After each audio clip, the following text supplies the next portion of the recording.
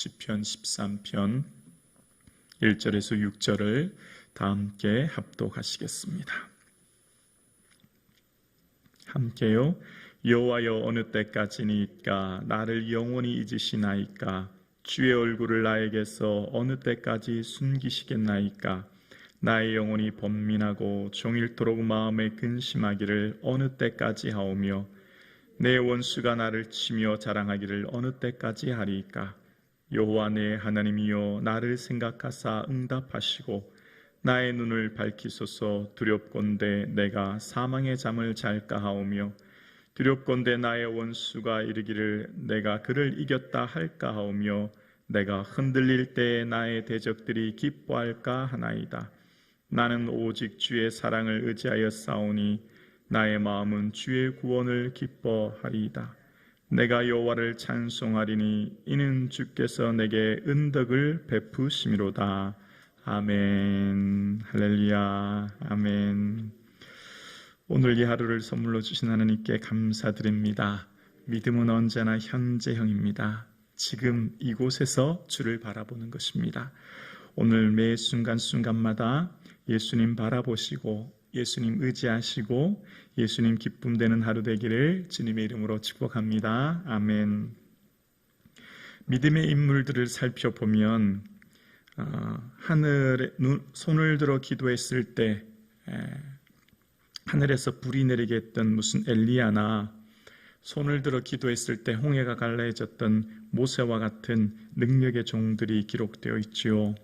그런데 반면 우리와 좀 비슷한 삶을 살았던 한 인물이 있습니다. 바로 다윗이라고 할 수 있습니다. 다윗은 초능력적인 무슨 신비한 기적, 능력을 경험하거나 일으킨 사람은 아니죠.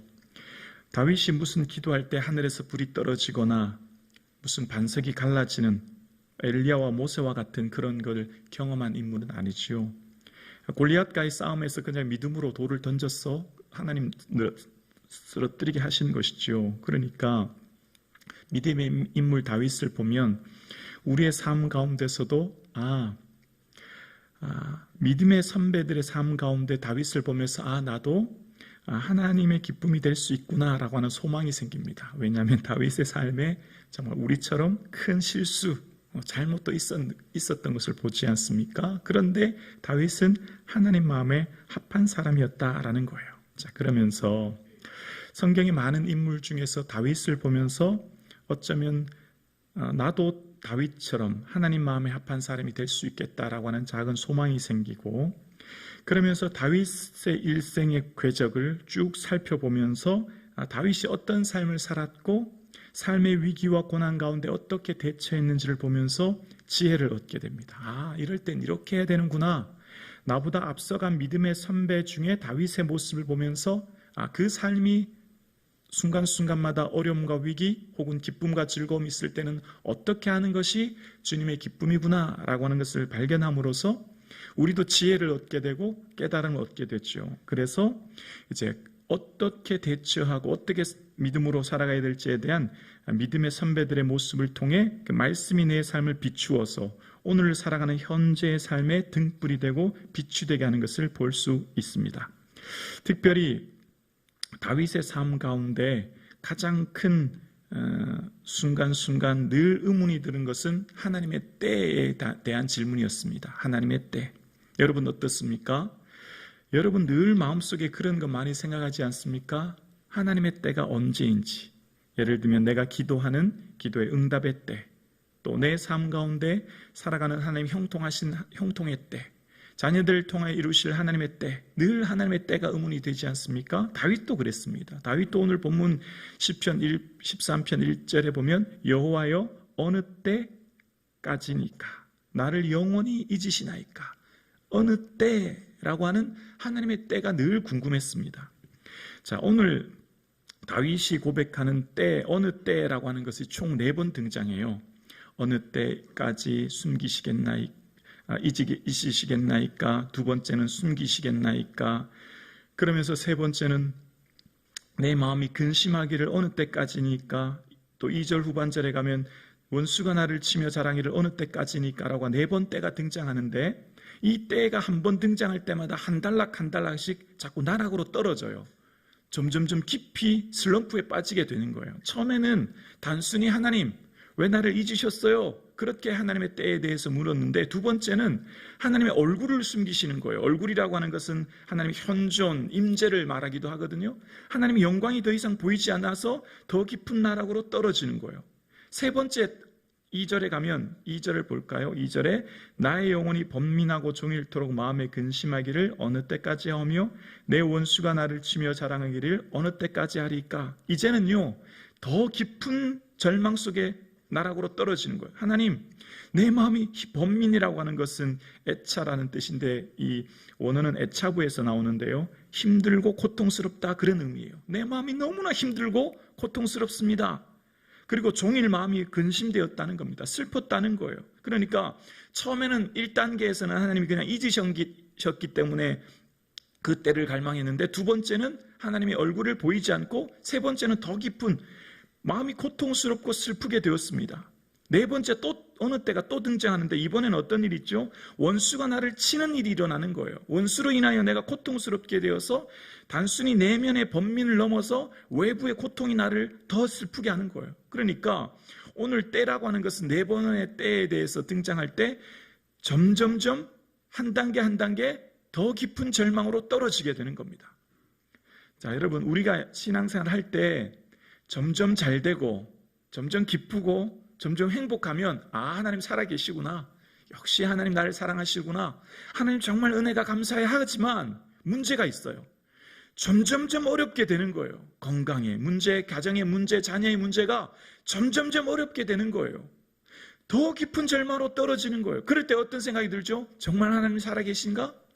정말 하나님이 나를 사랑하시는가? 그런 마음이 들게 되는 것입니다. 그러니까 다윗도 그런 거예요. 다윗도 하나님의 때를 갈망하고 찾았는데 1년, 2년, 5년, 10년 시간이 지나면 신앙이 연차가 갈수록 더 하나님의 영광이 느껴지고 하나님의 응답이 매 순간에 나타나며 하나님의 능력 속에 살면 정말 기쁘고 즐거웠을 텐데 시간이 갈수록 고통스러운 거예요. 오늘 함께 예배드리시는 사랑하는 성도님, 시간이 가면 갈수록 마음이 무겁고 번민이 일어나고 근심이 될 때 말씀 붙들 수 있기를 주 이름으로 축원합니다. 자, 그때 다윗이 무슨 일이 일어났는가? 3절 볼까요? 함께요. 시작. 여호와 내 하나님이여 나를 생각하사 응답하시고 나의 눈을 밝히소서. 두렵건대 내가 사망의 잠을 잘까 하오며. 여러분, 우리는 다윗의 인생 전체를 볼 수 있죠. 다윗이 태어나고 소년일 때 목동의 삶, 광야의 20대 광야의 삶, 그리고 30대 왕이 되었고 또 왕된 이후의 삶, 70대 죽기까지 다윗의 전 일생을 우리는 한순간에 다 볼 수 있어요.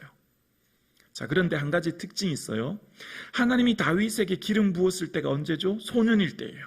우리로 말하면 무슨 청소년기예요. 그러면 왕으로 기름 부었으면 여러분 어떻습니까? 아, 다윗의 마음속에 하나님이 나를 기름 부으셔서 내가 왕이 되는구나. 그럼 수년 내에 곧 왕이 되겠구나. 그런 생각하지 않았겠습니까? 근데 우리는 다윗의 인생을 살펴보아서 다윗이 그 왕되기까지 얼마나 오래 기다렸는지를 알 수 있어요. 몇 세에 왕이 되죠? 30세. 몇 년을 기다려요? 최소한 10년 이상은 기다린 거예요. 근데 그냥 기다린 게 아니에요. 어떻게 기다렸죠? 광야의 시간을 보낸 거예요. 그냥 단순히 하루 이틀 시간을 세면서 기다린 게 아니라 사울 왕의 쫓김 속에 하루하루 두려움과 근심과 염려 속에 시간을 보낸 거예요. 그 왕이 되었어요. 그럼 어떻습니까? 30세 왕이 되었으니 드디어 이제 내가 하나님이 왕이 되어서 내 삶에 평안하겠구나, 이제 기쁨이 넘치겠구나 기대하겠지요. 그런데 어떻게 됐죠? 왕이 되었지만 12지파 전체 왕은 아니었어요. 유다 지파만 다윗을 왕으로 인정했습니다. 11개 지파는 아직까지 북쪽 이스보셋을 왕으로 생각하는 거예요. 아직 온전한 왕이 아니에요. 왕이라도 온전한 왕이 아닌 거예요. 그러니까 30세에 왕이 되었지만 반쪽짜리 왕인 거예요. 또 얼마를 기다리죠? 7년 6개월 또 기다리는 겁니다. 그러니까 37세가 되었어야 비로소 북쪽에 있는 모든 지파들이 다윗에게 찾아와서 장로들이 우리의 왕이 되게 해달라고 얘기하고 다시 기름 붓게 됨으로써 소년 다윗에서 기름 부은 뒤부터 왕이 될 때까지 무려 20년을 기다립니다. 20년 기다리는 시간이었어요. 어느 때까지입니까? 우리가 볼 땐 여러분, 고난이 길면 고난의 시간은 더디게 가요. 여러분, 감기 걸리고 몸살 나면 그날 밤이 길지 않습니까? 병원에 입원하면 하루가 얼마나 긴지 몰라요. 고통의 시간은 하루가 평안할 때 며칠보다 더 긴 거예요. 그러니까 다윗의 20년은요, 다른 때 20년과는 다른 시간을 보낸 거예요. 그러니까 우리의 삶 가운데 고난이 오면 어느 때까지입니까? 라고 하는 그때가요, 얼마나 힘든지 몰라요. 그 시간 속에서 또 그때를 기다리는 그때가 4번 될 때, 다윗이 오늘 본문에 기도할 때 1, 2절은 탄식이죠. 그런데 3절은 기도의 내용이 나와요. 무슨 기도를 하냐면, 하나님, 나를 좀 생각해 주세요. 주목해 달라는 거예요. 나를 주시해 달라는 거예요. 그리고 응답해 주신데 지금 무슨 기도하는지 잘 보세요. 기도의 내용이 너무너무 중요한데요. 나의 눈을 밝히소서라고 기도해요. 뭘 기도하고 있죠? 내 눈을 밝혀달라는 거예요. 자, 다윗이 그 기도를 하는 이유는 왜 내 눈을 밝혀달라고 하냐면 2가지 두려움이 있었기 때문이에요. 첫 번째는 내면의 절망이에요. 내면의 첫 번째 절망은 내가 사망의 잠을 잘까 하오며라고 기도해요. 여러분, 너무 고통스러우면 밤에 잠들 때 무슨 생각하죠?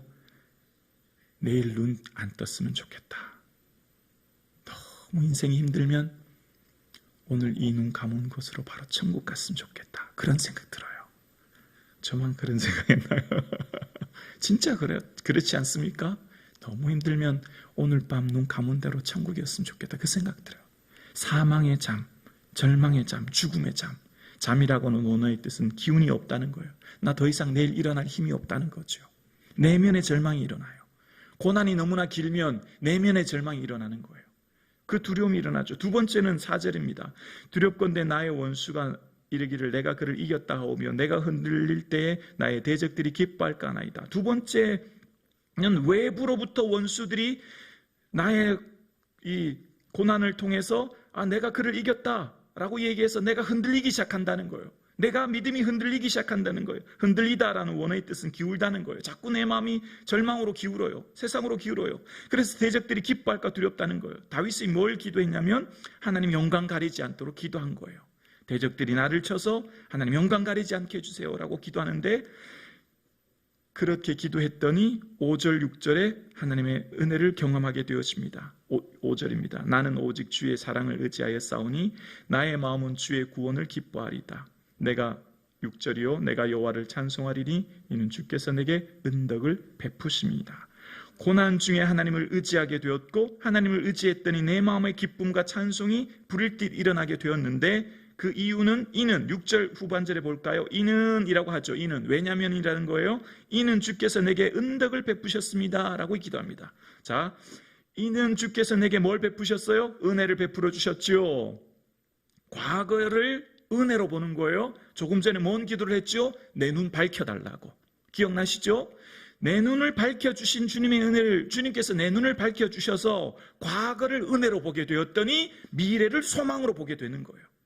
미래를 하나님의 기대로 보게 되는 거예요. 미래에 하나님이 하실 일들을 바라보게 되는 거예요. 과거의 고난의 위기 순간마다 지켜주셨던 하나님이시지, 내가 아둘람 굴에서 마온 항무지에서 위기의 순간마다 하나님 날 건져주셨지, 그 하나님을 은혜로 기억했더니 미래를 소망으로 바라보게 되는 거예요. 그래서 내 눈을 밝혀주신 하나님을 인하여 찬양하게 되는 것입니다. 그래서 하나님 내 눈을 밝혀주심으로 말미암아 현재의 삶을 힘있게 살아가게 되는 것이죠. 오늘 저와 여러분 고난 가운데 계십니까? 고통 가운데 계십니까? 그러면 하나님께 기도하셔야 됩니다. 하나님 나를 생각하시고 내 눈을 밝혀주옵소서.